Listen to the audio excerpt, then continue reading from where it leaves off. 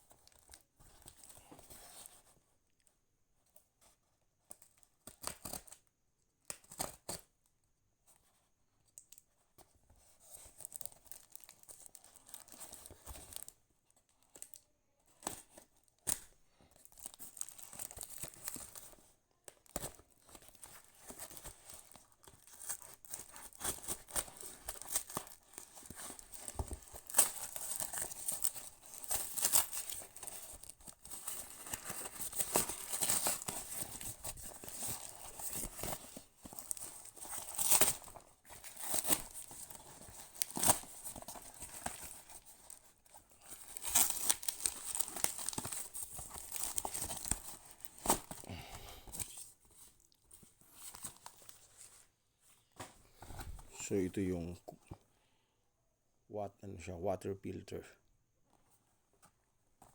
Ceramic type. Titingnan. 2 beses na ako bumili nito. Pangalawa ko na to.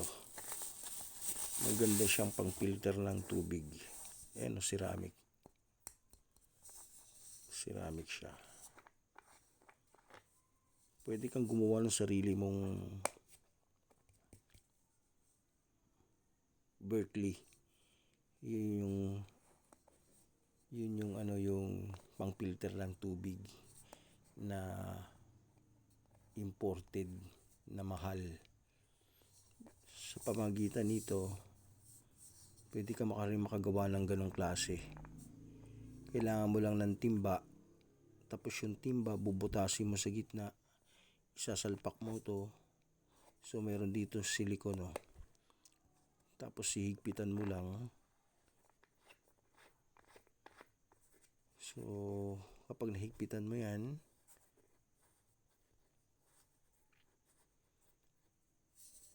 pag nahigpitan mo na dun sa balde na binutasan mo sa gitna, sinalpak mo to, higpitan mo, ayan, meron ka ng instant filter, pang filter mo ng tubig. So kailangan mo pa ng isang timba para ipatong naman yung timba na yon doon sa isa pang timba. So kailangan 2 timba ang kailangan mo para makapagawa ka ng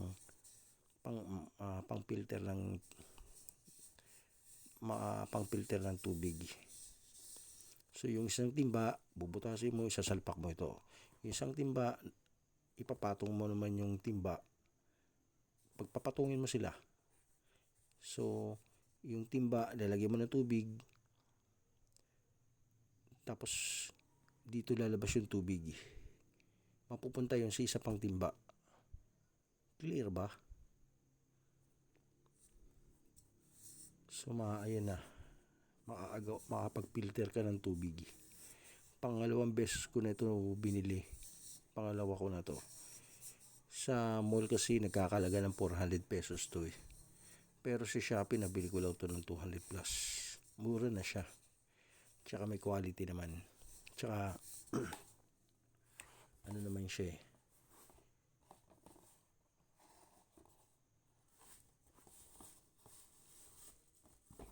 Hindi naman nakasulat dito kung saan siya made.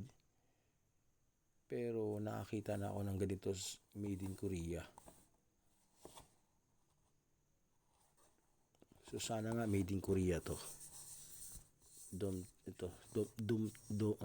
type filter. Mas maganda yung ganitong klase kaysa yung mahaba. Mahaba maganda rin, pero mas gusto ko ito. So papasok yung tubig dito. Pag binabad kapag kapag nagfilter ka ng tubig, papasok yung tubig dito. Lalabas naman dito. Malinis na 'yon. So kailangan ng pansalo. So kailangan 2 timba. Isang timba, ilalagay mo ito. Pangalawang timba ay nang sasalo ng tubig. Gets? Thank you for watching.